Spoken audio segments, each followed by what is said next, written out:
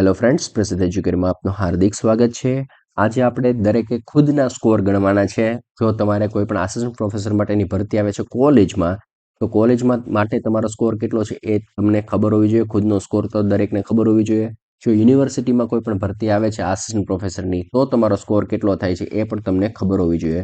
તો આજે આપણે વાત કરીશું કોલેજમાં કઈ રીતના કાઉન્ટ થશે આપણો સ્કોર, અને સાથે સાથે વાત કરીશું કે યુનિવર્સિટીમાં આપણો સ્કોર કેટલો થાય છે. હવે હું ખાલી એક જ ચેન્જીસ દેખાડી દઉં, જેથી કરીને તમને કોઈ પણ કેલ્ક્યુલેશન અત્યારના કરતા હોય, અત્યારે બુક લઈને જ બેઠી જાજો તમે. તમને બધાને પોતાના ટકા તો ખબર હોય કે ગ્રેજ્યુએશનમાં કેટલા આવ્યા, પોસ્ટ ગ્રેજ્યુએશનમાં કેટલા આવ્યા છે, તમે પીએચડી કરેલું છે, એમફિલ કરેલું છે કે નહીં, એ તમારી પાસે બધી માહિતી હોય જ છે. તો દરેકને અત્યારના હું એ વિનંતી કરું કે એક બુક અને પેન લઈને બેઠી જાય, અથવા તો કેલ્ક્યુલેટરમાં પણ તમે કરી શકો, મોબાઈલમાં કેલ્સે તમે શરૂ રાખી શકો છો.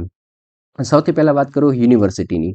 તો યુનિવર્સિટી અને કોલેજમાં કઈ રીતના ગેપ પડે એ માત્ર ગ્રેજ્યુએશનમાં જોઈને કે જેથી કરીને આપણે દરેક પોઈન્ટ જોશું તો આપણને શું થશે કે થોડીક અડચણ સમજવામાં થશે. તો અહીંયા ગ્રેજ્યુએશનમાં કહું તો યુનિવર્સિટીની જ્યારે ભરતી આવે છે આસિસ્ટન્ટ પ્રોફેસરની, તો ત્યારે ગ્રેજ્યુએશનમાં 80% અને તેની ઉપર જો ટકા હોય તમારા ગ્રેજ્યુએશનમાં, માનો કે બીએમાં હોય, બીકોમમાં હોય, બીએસસીમાં હોય, તો 15નો સ્કોર થશે મેક્સિમમ. અને 60થી 80ની નીચે કોઈ પણ હશે ટકા, 60થી અહીંયા 60 હું બોલું છું, 60.00 હશે તો પણ તમારો 13નો જ સ્કોર થશે. પણ અહીંયા 79.99 હશે તો પણ તમારો 13નો સ્કોર થશે. પણ 80% હશે અથવા 80% ઉપર હશે તો 15નો સ્કોર કાઉન્ટ થશે. એવી રીતના 55થી 60ની નીચે હશે તો 10નો સ્કોર, 45થી 55ની નીચે હશે તો 5નો સ્કોર તમારો થશે. હવે તમને ખબર છે કે તમારા ગ્રેજ્યુએશનમાં કેટલા આવેલા છે.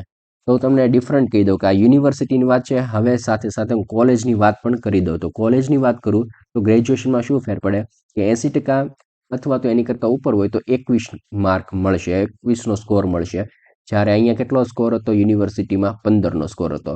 તો એ જ કોલેજમાં કેટલો થઈ જાય છે? 21નો સ્કોર થઈ જાય. એટલે ભારણ અહીંયા તમે જુઓ, ગ્રેજ્યુએટનું ભારણ કોલેજમાં વધી જાય છે. હવે આપણે આ જે ચર્ચા કરીશું એમાં હવે યુનિવર્સિટીની જ પહેલાં વાત કરીશું, ત્યારબાદ કોલેજની સંપૂર્ણ વાત કરીશું. હવે તમારે બધાએ સાથે સાથે ખુદનો સ્કોર બનાવતો જવાનો છે. પોસ્ટ ગ્રેજ્યુએશનમાં તમારે કેટલા માર્ક આવેલા છે એ મુજબ અહીં પોઈન્ટ તમારે લખી નાખવાનો, તમારો સ્કોર લખી નાખવાનો છે.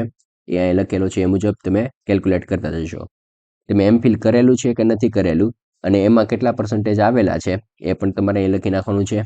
પીએચડીમાં તો 30 છે, તે પીએચડી કરેલું છે એટલે ફિક્સ તમને 30 માર્ક મળી જશે. 30નો સ્કોર તમે એચીવ કરી લીધો.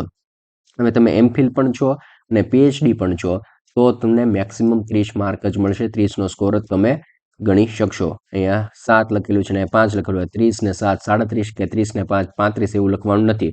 મેક્સિમમ તમને 30 જ મળશે. નેટ જેઆરએફ સાથે હોય તો 7 મેક્સિમમ, નેટ એકલી કરેલી હોય જેઆરએફ વિધાઉટ જેઆરએફ તો 5, જીસેટ કરેલી તો 3 પોઈન્ટ. અહીંયા જીસેટનું ભારણ તમે જોજો, આની આપણે ચર્ચા કરીએ કે જીસેટનું અહીંયા ભારણ યુનિવર્સિટીમાં 3નું છે, જ્યારે જીસેટનું ભારણ કોલેજની વાત કરીએ તો એમાં 5નું છે. તો એ બધું આપણે જોતું રહેવાનું છે. આપણે ક્યાં ઇન્ટરવ્યૂ દેવા જઈ રહ્યા છે એ મુજબ થોડુંક ચેન્જીસ થશે. અહીંયા રિસર્ચ પબ્લિકેશનની વાત કરીએ તો 10 પોઈન્ટ મળશે. શેમાં? યુનિવર્સિટીમાં. પણ જ્યારે આપણે કોલેજીસની વાત કરીએ તો એમાં 6 છે. રિસર્ચ પબ્લિકેશનના 6 પોઈન્ટ છે. તો એ સ્કોરિંગમાં જે ફેરફાર છે એ જોતા જજો. ટીચિંગ એક્સપિરિયન્સની વાત કરીએ તો અહીંયા 10 છે, 1 વર્ષના 2 પોઈન્ટ.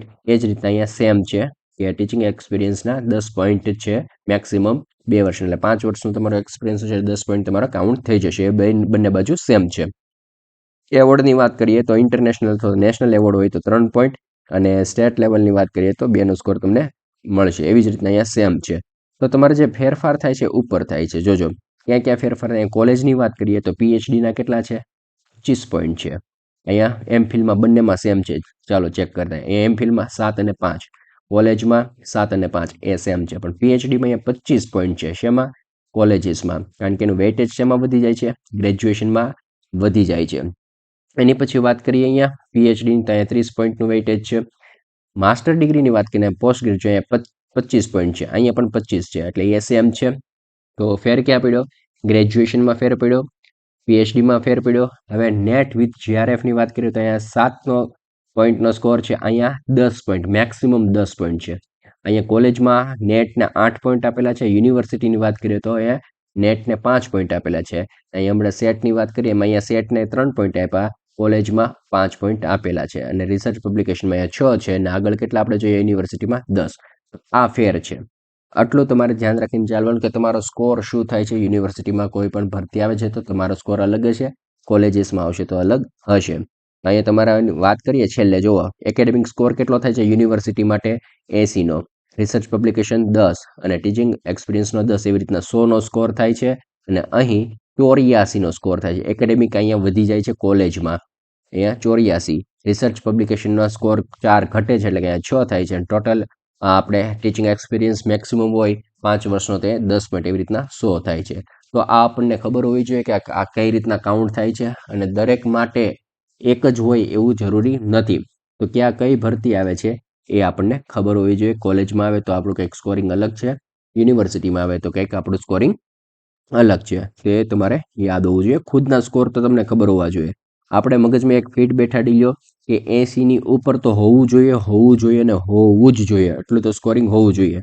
હવે ખાસ વાત એ કરવા માંગીશ કે અહીંયા કોલેજની આપણે ચર્ચા કરી, કોલેજ માટેના ઇન્ટરવ્યૂ માટેના ક્રાઇટેરિયા અલગ છે. તમને ત્યારે બોલાવશે ને શોર્ટ લિસ્ટિંગ કરશે ત્યારે કંઈક ક્રાઇટેરિયા અલગ છે અને યુનિવર્સિટીની વાત કરીએ તો ત્યારે પણ ક્રાઇટેરિયા કંઈક અલગ છે ઇન્ટરવ્યૂમાં બોલાવવા માટેના. એ આની પછીના વિડીયોમાં આપણે જોશું કે એમાં શું શું ફેર હોય છે તે. Okay friends, thank you.